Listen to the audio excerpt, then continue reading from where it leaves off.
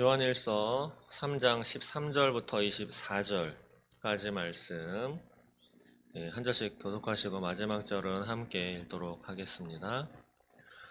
형제들아, 세상이 너희를 미워하여도 이상히 여기지 말라.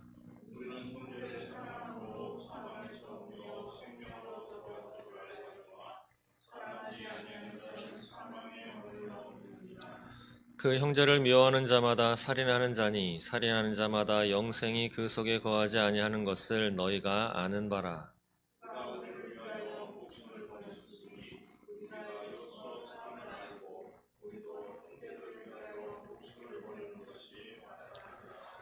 누가 이 세상의 재물을 가지고 형제의 궁핍함을 보고도 도와줄 마음을 닫으면 하나님의 사랑이 어찌 그 속에 거하겠느냐.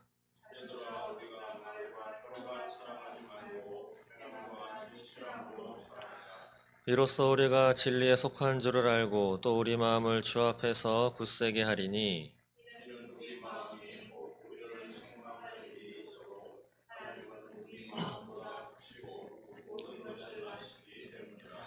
사랑하는 자들아, 만일 우리 마음이 우리를 책망할 것이 없으면 하나님 앞에서 담대함을 얻고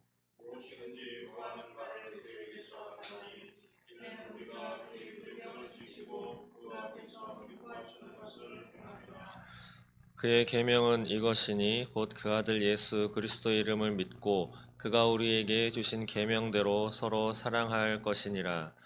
그의 계명을 지키는 자는 그 안에 거하시나니 우리에게 주신 성령으로 말미암아 그가 우리 안에 거하시는 줄을 우리가 아느니라. 아멘. 네, 오늘 제목은 이렇게 잡아보았습니다. 하나님이 기뻐하시는 것, 형제를 사랑하는 것입니다. 네, 한 주간 잘 보내셨습니까? 네, 오늘은 딱히 설교 말씀을 전하지 않아도 우리 더성명교회는 괜찮을 것 같습니다. 지난 금요일 날 우리 고상지 목사님께서 허리가 좀 안 좋으셔서 병원에서 잠깐 치료를 좀 받으셨어요. 그래서 못 오신다고. 그래서 이제 금요 기도일 날 기도회 때 기도를 이렇게 했죠, 같이. 그래서 하나님이 이렇게 붙잡아 주셔서 오늘도 이렇게 기도에 나오셨는데, 우리 성도분 중에서 지금 온라인으로 들어오셨는데 김종호 집사님께서 전화를 하셔가지고 그것도 울먹울먹 거리시면서 병원에 입원하시는 걸로 생각을 하셨나 봐요. 그래가지고 어느 병원이냐고. 그래서 물론 고사님 목사님도 되게 좋으셨겠지만 저도 진짜 사랑하시나 보다. 막 이렇게 보통 그런 이야기를 듣는 거가 쉽지는 않은데 그것도 직접도 아니고 온라인으로 참여하셔서 기도하시다가 그것도 울먹울먹 거리시면서 정말 사랑하신다. 그리고 고사님 목사님께서도 너무 사랑을 많이 받고 있다고 또 말씀하시는 참 좋은 교회인 것 같습니다. 정말 저 오늘 제목으로 잡은 것처럼 하나님 기뻐하시는 것이 바로 형제를 사랑하는 것인데 우리 더성명교회는 그런 교회다. 너무 좋은 교회에 함께 할 수 있어서 너무 좋습니다. 토요일 날은 제가 다녔던 복지교회에 잠깐 다녀왔습니다. 맡고 있었던 중고등부가 뭐 동계수련회를 한다고 잠깐 저한테 또 기회를 주셔서 거기를 다녀왔습니다. 처음이죠. 가서 그냥 예전에 맡아서 말씀 전하던 방식으로 좀 이렇게 아이들하고 이야기하고 그러고 왔는데 그 얘기를 할 수밖에 없더라고요. 세상이 돌아가는 것, 또 우리 교회에서도 보여드렸던 트럼프와 바이든이 취임식을 할 때 그 같이 동행했던 목사님이라고 하기도 좀 그런데 한 분은 목사님, 한 분은 목사. 기도가 우리는 끄트머리에 그렇게 기도하죠. 우리 주 예수 그리스도의 이름으로 기도합니다. 오직 중보자는 예수 그리스도 뿐이십니다. 그래서 우리는 그분의 이름으로 기도를 드리는데 바이든이 대통령이 취임할 때는 여러 가지 세상에 있는 다양한 신의 이름으로 기도합니다. 라고 그 같이 있었던 목사님이 기도를 하는 장면. 그리고 우리 뒤에 아멘이라고 붙이잖아요. 아멘. 아멘이라고 하는 뜻은 그렇게 되기를 나도 믿습니다. 예, 동의합니다를 넘어선 그런 믿음의 고백, 나도 동참합니다. 이루어지기를 저 또한 바랍니다. 뭐 이러한 뜻이 담겨 있는데 영어로 쓰면 AMEN입니다. 근데 그거를 분리하면 분리할 수 있는 건지도 모르겠는데 A하고 MEN, A맨으로 분리할 수 있죠. 그러면 어맨, 한 사람이 되는 거야. 한 남자. 그 기도 영상에는 끄트머리에 A맨 하고 또 Awoman 맨을 여자로 또 바꿔서 그래서 자기들은 남자뿐 아니라 여자도 존중한다가 있는 건지 아니면 남신도 섬기고 여신도 섬긴다고 하는 건지 어쨌든 그런 저희도 보았죠. 예, 그 이제 트럼프가 대통령 당선된 다음에는 다시 원상복구가 되었습니다. 트럼프 대통령이 물러난 다음에 또 상대방 측에서 올라왔을 때는 또 어떻게 변할는지는 지켜봐야 하겠지만 여하튼 그런 영상도 좀 보여주고 했습니다. 근데 그는 그 아이들도 그렇고 거기 선생님들 얼굴 표정도 보았더니 처음 보는 듯한 얼굴 표정이에요. 그러고 마쳤습니다. 그리고 점심을 같이 그냥 먹고 잠깐 차를 마시면서 얘기를 잠깐 했는데 그중에 어느 선생님이 그런 이야기 하시더라고요. 자기 아는 사람이 미국에인가 어디를 갔는데 화장실을 갔답니다.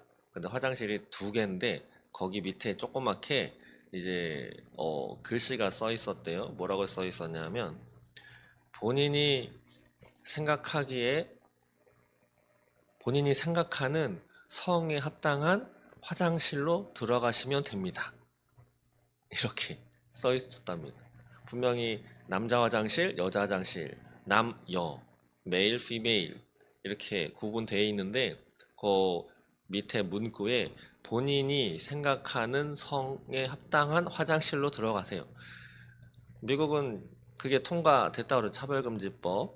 예, 그리고 안타깝지만 아이들도 성 전환을 하는 그러한 나라입니다.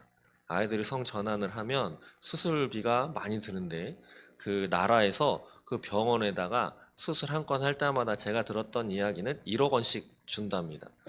그러니까 의사 그 병원도 운영을 해야 되니까 그거를 뭐 안 할 이유가 없는 거죠. 그것도 합법이니 그것에 대해서 그렇게 거부감이 없는 사람들은 고객이 와가지고 해달라고 하는데 그걸 해주면 나라에서 돈까지 주면서 수익이 생기는데 아시다시피 병원에다가 들어놓는 그 기계들이 엄청 비싸잖아요. 어쨌든 그러한 나라인데 그래서 그냥 막 바꿀 수 있습니다.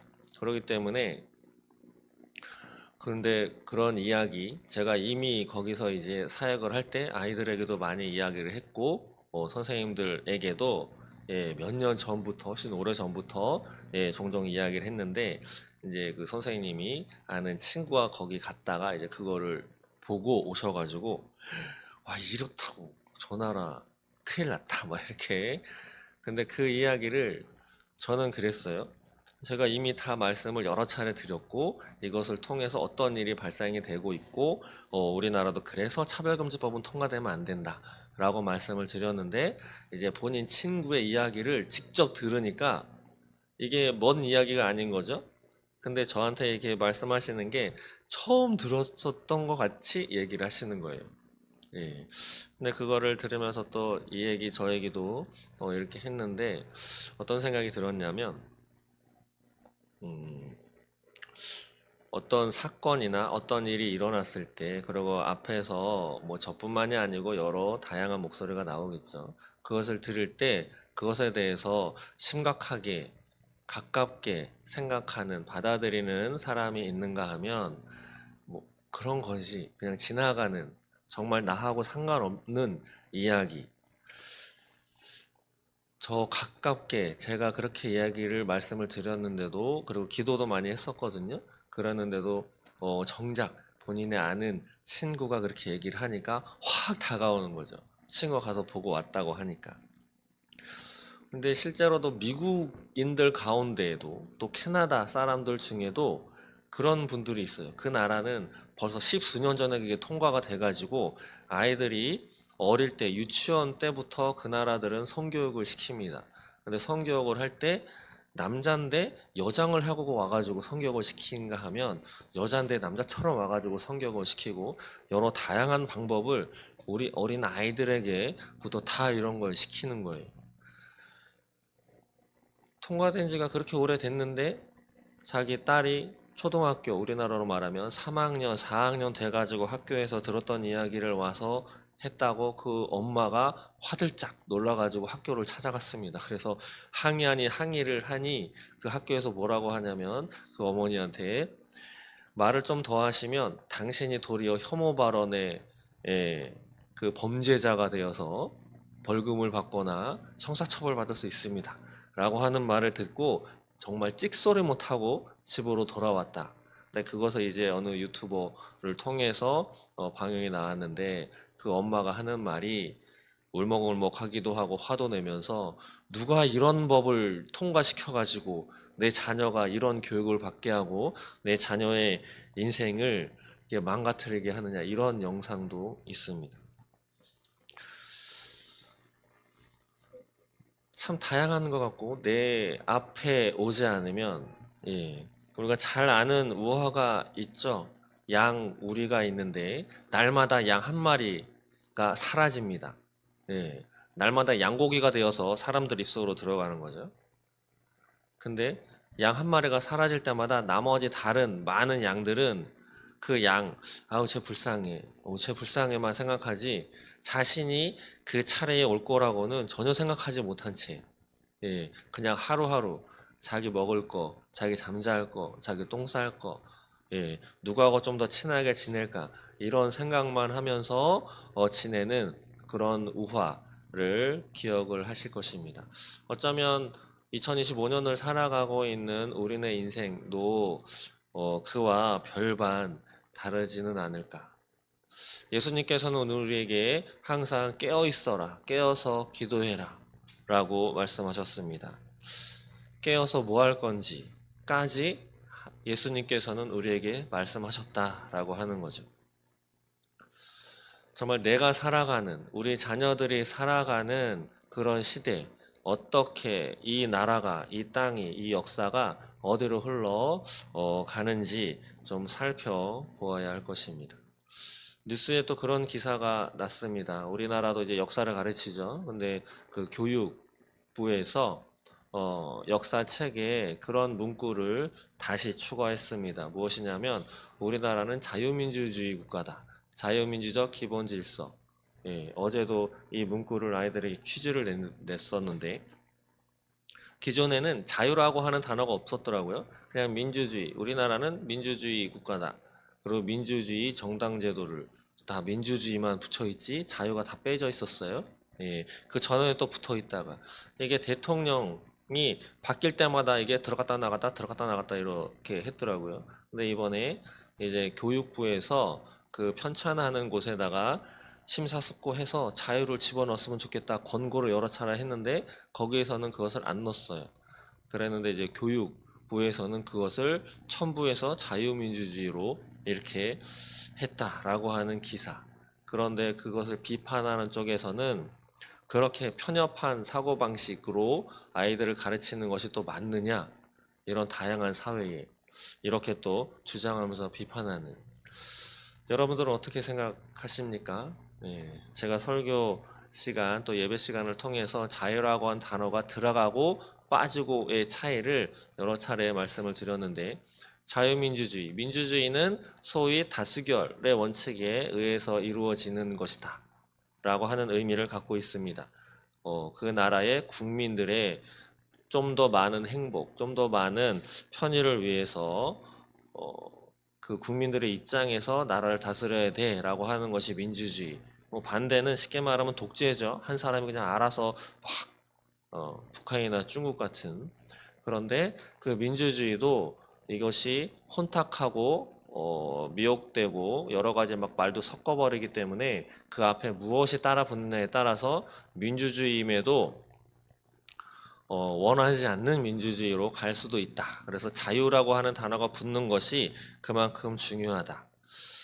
어쩌면 아무리 들어도 그 법 제정하는 거는 국회의원들 소관이고 나라에서 어떻게 하는 거지 뭐 우리가 지금 호떡 팔아서 하루하루 살아가는데 자유가 붙든 말든 무슨 상관이냐라고 하시겠지만 호떡 파는 장사 하시는 분들에게도 예, 영향을 미치는 것이 자유가 빠지고 헌법이 민주주의 그것만 붙어 있을 때 나라에 집권하는 정치인들, 대통령을 비롯한 정부에서 사회주의적, 공산주의에 관련된 그러한 것으로 나라를 통치하기 시작하면 길거리에서 호떡 장수, 사람들의 뜻은 묻지 않고 거리를 깨끗하게 하기 위해서 옛날에 조폭들 싹 다 잡아놓잖아요. 관련 없는 사람도 싹 다 집어넣고 정말 먹고 살기 힘들어서 밖에서 지금으로 말하면 노숙자, 옛말로 하면 거지죠. 밖에서 이렇게 그런 사람들 길거리에 있으면 지저분해 보이잖아요. 깨끗한 사람들한테는 그 사람들까지 싹 다 집어가지고 군대 보내든지 깜빵살이 하도록 이렇게 한 적이 있습니다. 그런 것처럼 깨끗한 거리, 좀 더 문화적인 생활, 사람들 방해하지 않도록 사람들의 눈에 불편함을 주지 않게 하기 위해서 리어카에다가 호떡이나 공구구만 팔려고 하면 매장이 없기 때문에 인도에다가 할 수밖에 없죠. 사람들이 지나다니는데. 그러면 사람들이 조금은 불편할 거잖아요. 그러나 그 사람들은 먹고 살기 위해서 그걸 팔아야 자기 자녀 학교도 보내고 하루하루 밥도 먹을 수 있기 때문에. 근데 나라가 그렇게 바뀌어서 정책을 한번 그렇게 해버리면 그 사람들이 어떻게 살아가야 하는 거는 상관없이 그냥 다 거리 청소를 해버리게 됩니다. 그러면 자유민주주의에서 자유가 빠진 그 영향이 하루하루 호떡 팔아서 자녀를 기르는 그네들의 삶, 우리들의 삶에 직격탄을 맞게 되는 것이죠. 그때 되어서 누가 이거 뺐느냐 말해봐야 소용이 없습니다. 법이라고 하는 것은 한번 만들어지거나 한번 정해지면 그것을 폐지하기는 진짜 쉽지 않습니다. 수정은 가능하나 수정하는 것도 처음에 법이 만들어졌을 때의 입법 취지를 거슬러서까지 수정을 할 수는 없어요. 그렇기 때문에 애초에 그것을 잘 바라보아야 할 것입니다. 이렇듯 우리도 성경을 읽으실 때 지금까지는 우리나라 또 세상에 우리가 직접 살아가고 있는 이 세상에서 돌아가는 것에 좀 더 신경을 쓰시고 마음을 두시고 소위 깨어 계셔야 한다라고 하는 의미였다면 보다 더 중요한 것은 예수님이 하시는 말씀에 우리는 더 깨어 계셔야 한다라고 하는 것입니다. 이 땅에 있는 거는 뭐 호떡 장사 못하면 다른 거 해서 어떻게든 뭐 살아가게 될 겁니다. 나라가 공산주의가 돼도 어떻게든 살아는 가게 되겠죠. 근데 그 삶은 한정적입니다. 200년 안 갑니다. 200년 안 가요. 잘하면 120년.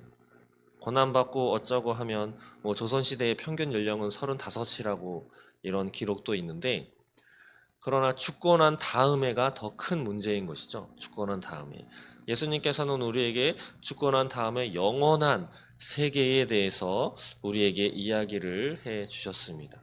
그것을 위해서 오셨고, 그것을 위해서 죽으셨고, 그것을 위해서 다시 살아나셔서 지금도 우리에게 성령을 보내주시고 하나님 우편에서 우리를 위해 중보하시는 줄 믿습니다.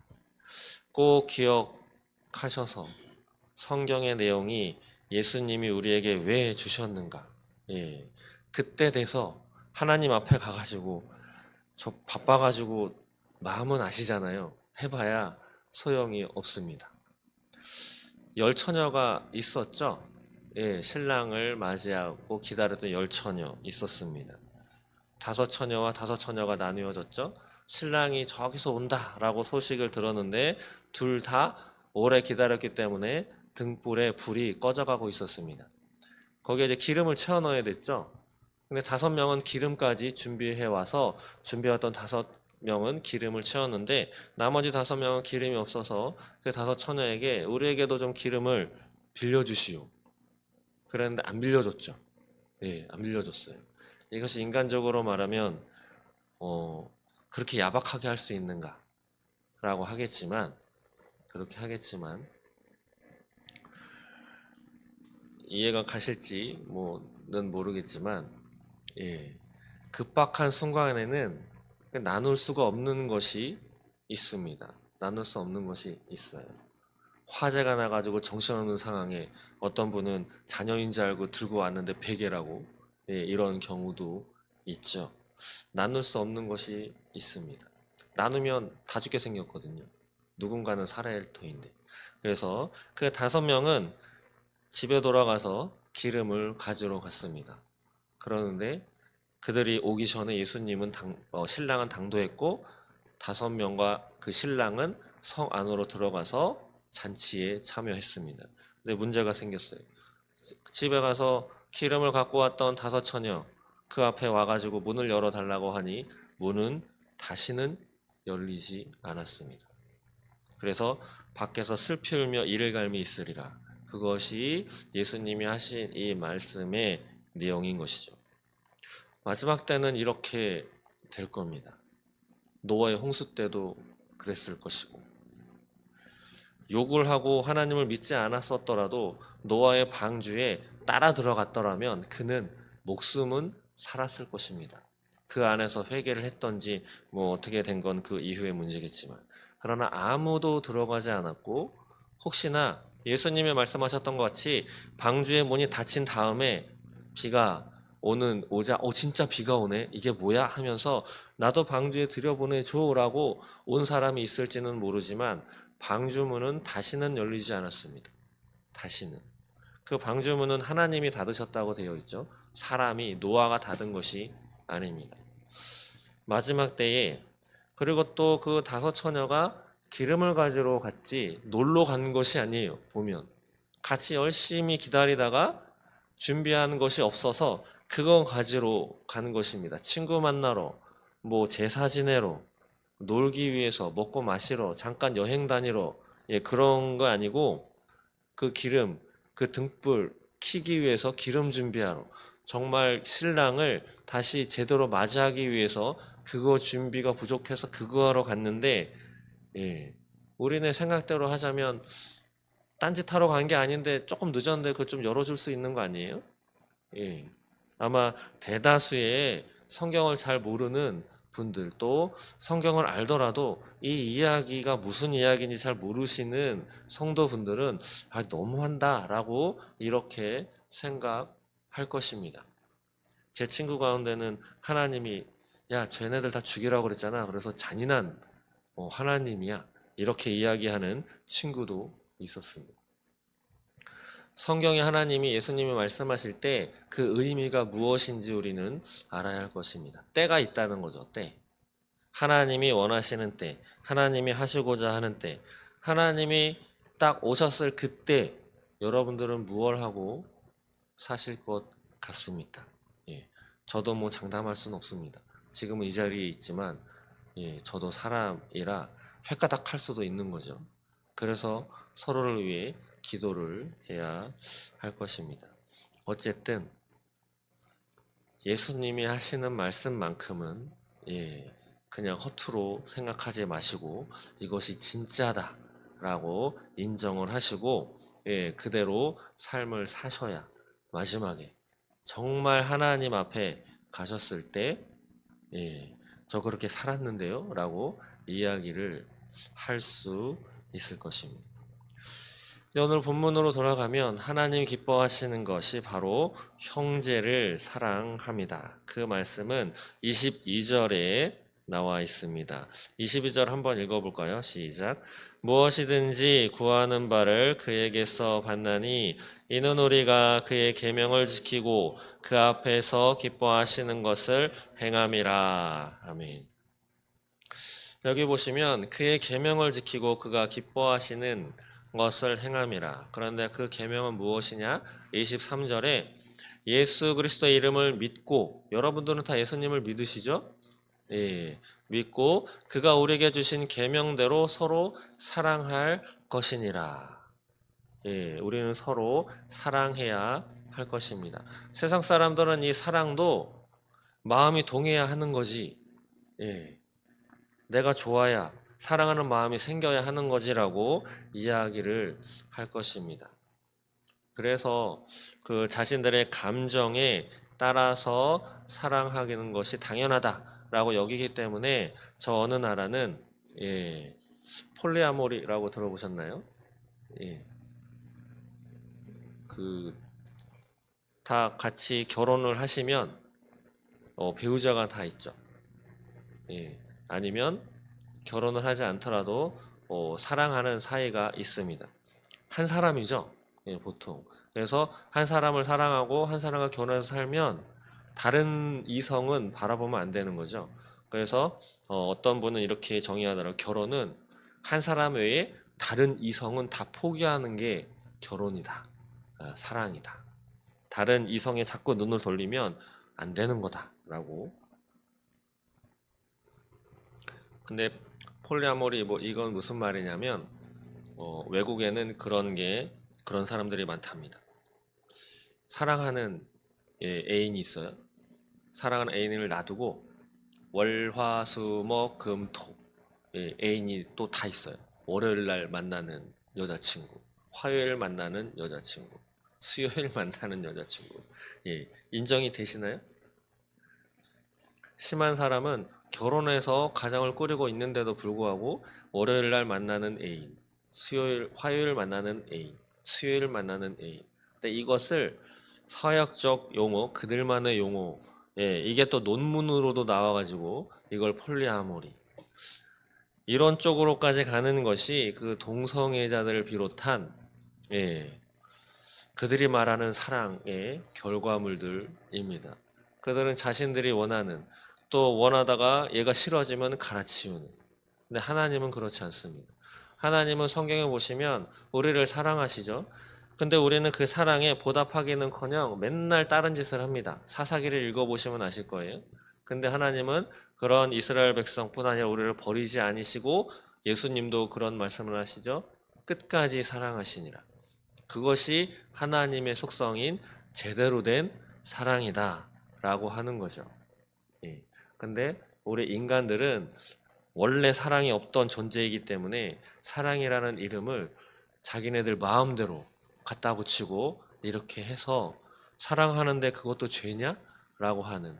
근데 안타깝게 하나님의 그 본질적인 사랑을 알고 그 다음에 체험을 하고 그것을 전하고 있는 목사님들 가운데도 그들의 생각, 그들의 소위 사상에 동조를 하는 그러한 안타까운 일들도 벌어지고 있는 것이 이 땅의 상황들입니다. 어처구니가 없는 거죠.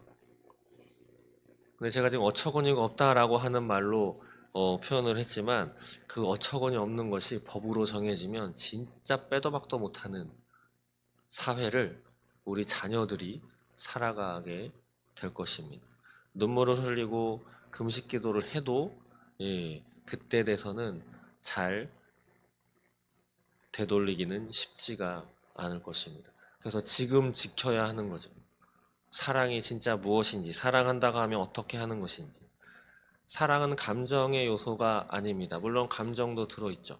그러나 감정보다 더 중요한 것은 결단과 의지입니다. 그리고 그것을 지켜나가기 위해서 노력도 해야 하는 거죠. 노력도. 예수님은 또 말씀하셨습니다. 사랑하는 자. 누가 나를 사랑하느냐? 누가 나를 더 사랑하는 것이냐? 누가 내 말을 더 듣는 것이냐? 나를 사랑하는 자는 내 계명을 지킨다. 라고 말씀을 하시면서 복음서의 어느 구절에는 두 아들의 이야기를 예를 들으셨습니다. 아버지가 시켰어요, 일거리를. 근데 큰 아들은 네 대답을 했고 둘째 아들은 싫어, 나 친구들이랑 놀아야 돼, 약속 있어, 그러고 뛰쳐나갔는데 그리고 아버지는 잠깐 나가셨습니다. 근데 큰 아들은 대답은 했지만 하지 않았어요. 근데 둘째 아들은 나가서 지 친구들하고 열심히 놀다가 자기 아버지가 한 말에 자꾸 꽁무니에 캥겨가지고 투덜대면서 집으로 왔습니다. 그랬더니 큰 아들 자기 형이 안 해놨어요.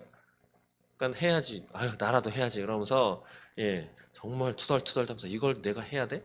성경엔 나오지 않았지만 지가 한다고 해놓고 지는 하지도 않고 대답만 해놓고 어디 간 거야 이러면서 자기가 했겠죠. 예, 기구도 이리저리 팽겨 쳤다가 다시 집었다가 뭐 어떻게든 했을 겁니다. 저녁에 아버지가 돌아왔더니 그것이 일이 되어 있는 거예요. 근데 예수님이 그 이야기를 하시면서 이렇게 질문을 하죠. 누가 그 아버지의 말을 지킨 것이냐? 예수님이 하신 말씀과 조합을 해서 정리를 하자면 예수님은 누가 나를 사랑하느냐? 내 계명, 내 말을 지킨 자다. 내 말을 지킨 자가 나를 사랑하는 자고 나를 사랑하는 자를 하나님이 그를 사랑하신다라고 말씀하셨는데 그 아버지의 말을 누가 지켰죠? 바로 둘째 아들이 지켰습니다. 투덜댔지만 했잖아요. 그렇기 때문에 둘째 아들은 아버지의 말을 지켰고 거기서 비유로 그 아버지 바로 예수님일 수도 있고 하나님 궁극적으로는 하나님이신 거죠. 하나님의 말씀을 지키고 예수님을 사랑하는 자 누구? 실제로 행한 그 사람인 것이죠. 그것을 우리는 기억하고 따라야 할 것입니다. 그러나 그것을 행할 때 결코 쉽지 않다. 오늘 13절 보시면 13절 한번 읽어보겠습니다. 시작. 형제들아 세상이 너희를 미워하여도 이상히 여기지 말라. 예, 형제가 세상이 너희를 미워하여도 예수님이 말씀하셨죠. 제자들에게 세상이 너희를 미워할 거야. 왜냐하면 너희가 세상에 속하지 아니하기 때문에. 그리고 너희를 먼저 미워하기 전에 그것은 나를 먼저 미워한 거다 라고 예수님이 말씀하셨습니다. 그래도 누가 나를 괜시리 미워하면 속상하고 더 열통이 터지죠. 기분 나쁘고 저 인간 보기도 싫고 그럴 때마다 성경을 피셔서 이 말씀을 생각해 보시기 바랍니다. 세상이 우리를 미워하는 건 당연합니다. 지난주의 말씀이지만 그 12절에 가인이 등장하죠. 가인은 자기 형제 아벨을 쳐서 죽였습니다. 근데 그 아벨이 가인한테 나쁜 짓을 했느냐? 그런 기록이 없어요. 놀린 것도 아니고 야곱처럼 에서의 장자권을 속여서 뺏은 것도 아니고 가인이 제사 지낼 때 옆에서 놀리거나 회방한 것도 아닙니다. 아벨은 자신이 행할 바 올바른 하나님이 받으시는 제사를 드린 것뿐이죠. 잘 살았어요. 예배도 잘 드렸고 올바른 행위를 했습니다. 그랬는데 가인은 그것이 꼴보기 싫었어요. 왜냐하면 자신이 올바르게 행하지 못하는 것에 대해서 하나님한테 약간 꾸중을 들었거든요. 그것 때문에 아벨은 목숨을 잃었습니다. 근데 대한민국 상황을 보면 가인이 아벨을 쳐 죽인 이 사건이 대한민국에서도 비일비재하게 일어나고 있는 것을 우리는 바라볼 수 있습니다. 그것도 거짓말까지 해가면서. 가인에 대비해서 예수님은 진정한 사랑을 우리에게 보여주셨죠. 16절에 보시면 그가 우리를 위하여 목숨을 버리셨으니 우리가 이로써 사랑을 알고 우리도 형제들을 위하여 목숨을 버리는 것이 마땅하니라. 가인은 자기 형제를 쳐 죽였지만 예수님은 대신 자기가 죽어서 모든 인류의 목숨을 다시 살려주시는 것으로 사랑을 직접 보여주셨습니다. 14절, 15절 보시면 우리는 형제를 사랑함으로 사망에서 옮겨 생명으로 들어간 줄 알거니와 사랑하지 아니하는 자는 사망에 머물러 있느니라. 그 형제를 미워하는 자마다 살인하는 자니 살인하는 자마다 영생이 그 속에 거하지 아니하는 것을 너희가 아는 바라. 우리가 사망에서 옮겨 생명으로 들어간 이유는 형제를 사랑함으로라고 적혀 있습니다. 물론 예수님이 우리를 그렇게 옮겨 놓으셨죠. 예수님께서 베풀어 주신 그 사랑의 은혜를 받은 자로서 우리는 마땅히 이렇게 행해야 된다라고 하는 것입니다. 사랑하는 자와 사랑하지 않는 미워하는 자가 극명하게 대비가 되어 있어요. 사랑하지 않는 자 어디에 있는가? 사망에 머물러 있다. 그리고 형제를 미워하는 자는 살인하는 자다. 혹시 미워하는 사람 있어요? 나 저 인간은 진짜 꼴보기 싫어. 예, 있으신가요? 저 인간하고는 절대 안 맞아. 저 인간은 내 앞에 사라졌으면 좋겠어. 내 인생에서 저 인간은 없으면 좋을 것 같아. 예. 근데 미워하는 마음은 다스림을 받으셔야 합니다. 저 또한 마찬가지고 미움이 싹이 트면 여기 보시면 미워하는 자마다 살인하는 자다. 예, 살인하는 자. 나는 죽이지 않았는데요. 근데 그건 우리 생각입니다. 그건 우리 생각. 하나님은 미워하는 자마다 살인하는 자니. 근데 여기서 끝나면 그나마 다행인데 살인하는 자는 어떻다고 쓰여 있냐면 영생이 그 속에 거하지 아니하는 것. 예. 미워하면 살인하는 자고 살인하는 자에게는 영생이 없다. 예. 쉽게 말하면 천국에 못 간다. 라는 말씀인 것이죠.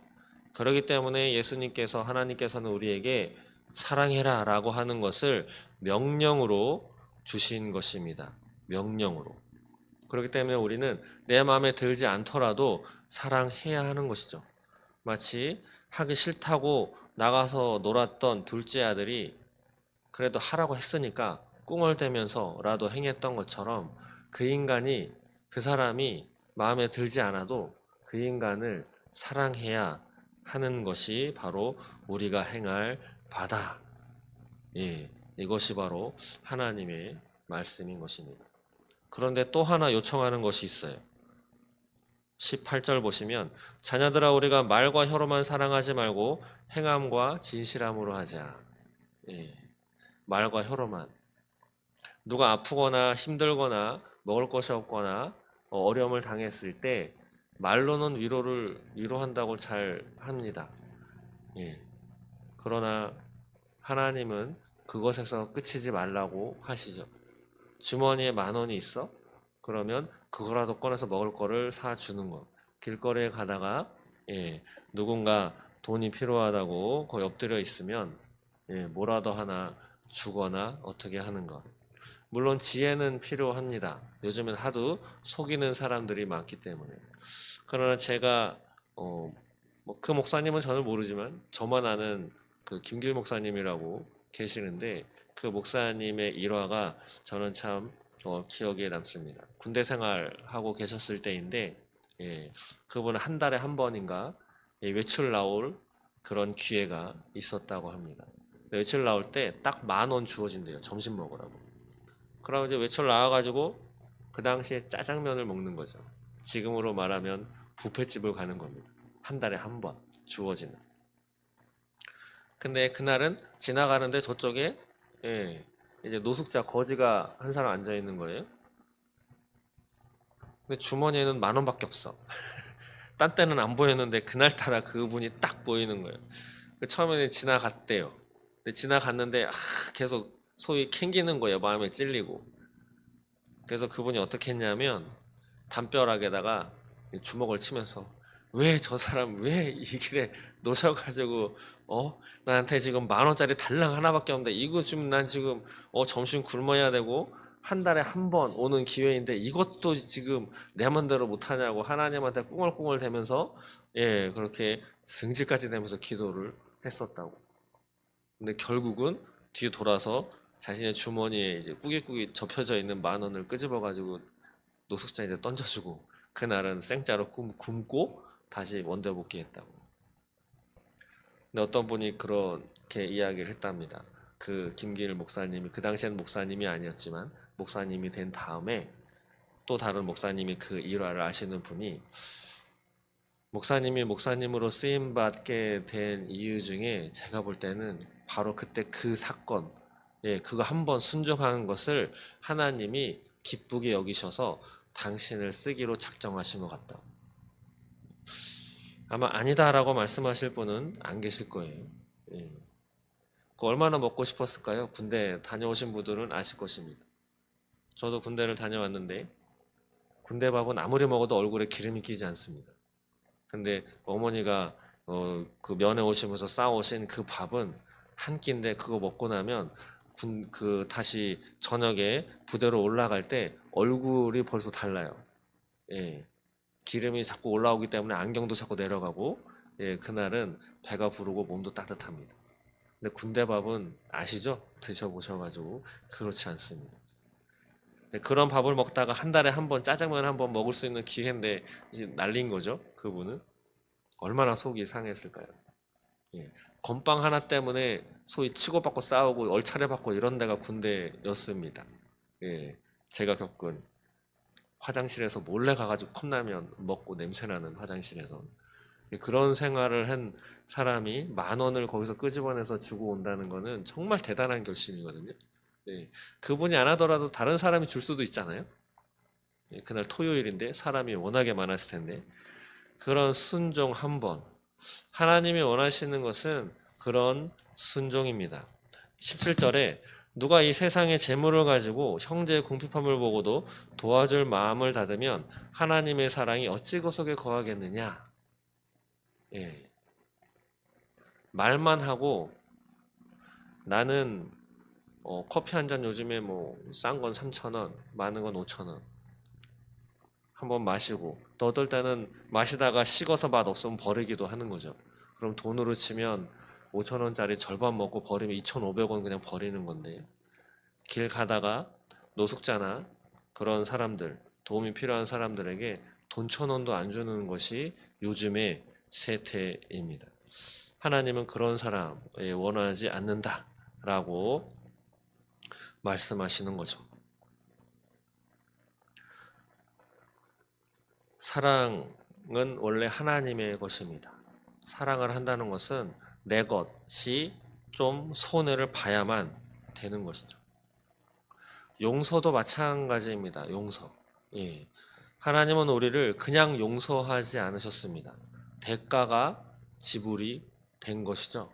그 대가가 바로 자기 자식 하나뿐이 없었던 예수 그리스도를 죽여버린 그 대가로 우리의 죄를 용서를 하신 것입니다. 그래서 우리는 사랑할 때도 대가가 필요합니다. 마음이 원튼 원하지 않든 꿍얼대든 즐거운 마음으로 하든 즐거운 마음으로 하면 그나마 좋겠지만 그렇지 않더라도 꿍얼대더라도 손해를 보시면서 해야 하는 그것이 있어야 한다라고 하는 것이죠. 그것이 꼭 그렇게 행하시는 저 여러분 되시기를 소망합니다. 그리고 또 성경 보시면 그래서 19절에 이로써 이렇게 함으로 우리가 진리에 속한 줄을 알고 또 우리 마음을 주 앞에서 굳세게 하리니 라고 말씀하시죠. 그리고 20절에 보시면 이는 우리 마음이 혹 우리를 책망할 일이 있어도 하나님은 우리 마음보다 크시고 모든 것을 아시기 때문이라. 이 말씀은 어떻게 바라볼 수 있는가? 우리가 많이 의심이 들 수밖에 없습니다. 믿음이 있더라도 아침에 일어나서 어떤 일을 겪거나 또 꿈을 잘못 꾸거나 잘못 꾸는 꿈이 있는지 모르겠지만 의심이 생길 수도 있고 마음이 왔다 갔다 할 수도 있습니다. 그래서 여기 보시면 우리 마음이 혹 우리를 책망할 일이 있어도 이렇게 살아도 되겠나? 이렇게 이 정도로 해가지고 하나님의 사람이라고 내가 생각할 수 있을까? 난 과연 그리스도인으로 잘 살아가고 있는 것인가? 오만 가지 생각이 다 들 수도 있죠. 그것이 지나치면 내가 나를 정죄해서 내가 나를 지옥에 가는 인간으로 그렇게 정죄하는 데까지 이르게도 되는 것이 우리 인간들입니다. 그래서 어쩌면 예수님을 믿는다고 하면서도 자살하는 사람들이 생기는지도 모르겠습니다. 그런데 그럴 때 내가 내 자신을 믿지 못할 때 이 말씀을 꼭 기억하시기 바랍니다. 20절 중반부에 보시면 하나님은 우리 마음보다 크시고 모든 것을 아시기 때문이라. 하나님은 우리 마음보다 크시다. 내가 생각하는 것 그 이상으로 위대하신 분이시다 라고 하는 거죠. 그리고 모든 것을 아신다. 내가 의심하는 것도 알고 내가 이렇게 행할 수 없는 인간이라는 것도 알고 내가 어떤 죄를 져면서 살아온 사람이라는 것도 하나님은 너무도 잘 아신다라는 것이죠. 그래서 그 아시는 하나님의 그 마음, 하나님의 위대하심을 의지하고 예수의 이름을 의지하면 우리에게 무엇을 주시냐? 21절에 만일 우리 마음이 우리를 책망할 것이 없으면 하나님 앞에 담대함을 얻고, 하나님을 바라보면, 내 자신을 바라보고 내 자신의 행한 것을 그것만 묵상하지 않고 하나님을 바라보고 예수님의 보혈의 은혜를 바라보면 하나님이 나를 책망하시지 않는구나, 나는 용서를 받았구나 라고 하는 또 믿음이 생기겠죠. 그러고 나면 하나님 앞에 담대함을 얻게 된다라고 오늘 말씀하시는 것입니다. 담대함. 하나님 앞에 담대함을 얻는다라는 것은 무엇이냐? 하나님 앞에 이렇게 예배드릴 수 있게 나올 수 있다라고 하는 거죠. 예. 하나님 앞에 기도를 드릴 수 있다라고 하는 거죠. 여러분들은 하루에 몇 번씩 그래도 기도를 하시죠. 성경도 보시고. 예. 그런데 한번 마음 놓고 원하는 대로 사시고, 마음 놓고 원하는 대로 게임하시고, 욕도 실컷 하고, 마음대로 하고 나서 기도 한번 해보라고 해보세요. 예. 안 되더라고요, 저도. 안 돼. 예. 기도가 안 돼요. 성경 보는 것도 부끄럽고. 예. 다스려야 합니다. 근데 성경 보는 거, 기도하는 것도 그럴 때 필요한 것이 담대함인데, 그 담대함을 얻기 위해서는 하나님의 마음을 우리는 바라보아야 한다 라고 하는 것이죠. 하나님의 마음. 그리고 그런 하나님이 또 우리에게 무엇을 주시냐? 24절 보시면 그의 계명을 지키는 자는 주 안에 거하고 주는 그의 안에 거하시나니 우리에게 주신 성령으로 말미암아 그가 우리 안에 거하시는 줄을 우리가 아느니라. 우리에게 성령을 주십니다. 우리에게 성령을. 그러면서 그 성령이 무슨 일을 하시느냐? 우리가 하는 말, 예수님을 증거하시기도 하시지만 여기 보시면 그가 우리 안에 거하시는 줄을 우리가 알게 하는 것이 바로 누구다? 성령님이다 라고 하는 거죠. 우리가 계명을 지키면서 우리가 하나님을 사랑하고 예수님을 믿으려고 이런 것을 막 애쓰고 기도하고 예배하고 이렇게 살아갔을 때 그래도 내가 하나님의 사랑을 받는구나. 내가 예수님을 그래도 사랑하는구나. 예수님을 사랑하는 그래도 하나님의 자녀이구나. 그래도 오늘은 하나님과 동행했구나. 라는 그 마음, 그 생각을 쉽게 말하면 어떻게 깨닫고 알 수 있는가? 그것은 성령으로 말미암아라고 하는 것이죠. 예, 성령으로 말미암아. 그것이 성령을 주시지 않았다면 또다시 우리는 다시 나락으로 떨어질 수밖에 없을 것입니다.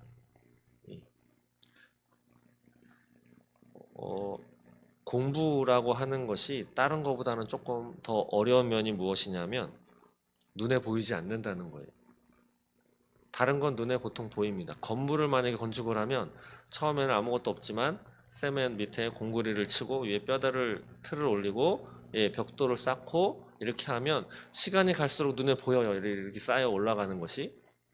근데 공부는 머릿속에 들어있는 것이기 때문에 외우긴 외웠지만 이게 제대로 돼가고 있는지. 그래서 고시나 어느 자격증이나 기간이 있죠. 고시는 1년에 한 번, 어떤 거는 1년에 두세 번. 그래서 공부를 하다가 소위 접고 때려치우고 말고 자꾸 조금 하다가 그만두고 조금 하다가 그만두고 하는 이유는 자신이 이게 되어가고 있는지 아니면 잘 안 되어가고 있는지 불확실하기 때문에, 자신도 자신의 실력이나 그런 걸 알 수가 없기 때문에 그렇게 하는 것이 경우가 되게 많이 있습니다. 믿는 것도 그런 것이죠. 내가 잘 믿고 있나? 나는 한다고 하는데 눈에 보이지도 않고 하나님도 눈에 보이지 않죠? 진짜 아무것도 잘 인식도 안 되고 느낌도 없고 내가 잘 믿고 있는지도 깨달음이 없다면 아마 많은 사람들은 하다가 중도에 그만둘 것입니다. 목사라고 하더라도. 근데 그것을 알 수 있도록 하나님은 성령을 우리에게 선물로 주셨다라고 하는 것입니다. 말씀을 정리하겠습니다. 가인은 사람을 죽였습니다. 그러나 예수님은 죽을 수밖에 없는 우리를 살리신 분이죠. 그러시면서 우리에게 요청하신 것, 내 계명을 지키고 내 형제를 사랑해라. 내 형제를 사랑하는 그 사람에게 영생이 주어진다 라고 하는 거죠.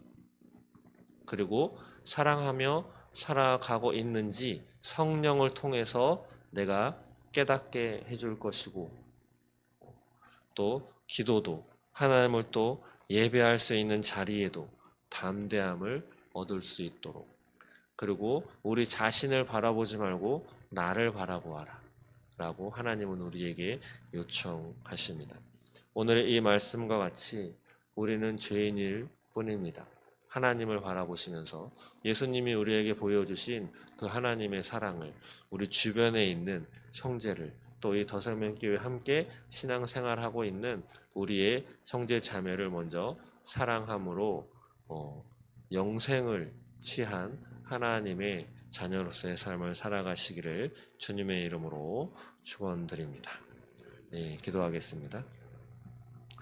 하나님 감사합니다. 사랑을 보여주신 예수 그리스도 목숨까지 버려가시면서 우리에게 사랑을 보여주신 그 희생의 그 사랑을 우리도 삶으로 살아내므로 하나님의 자녀로서의 삶을 살아갈 수 있도록 주님 인도하여 주시옵소서.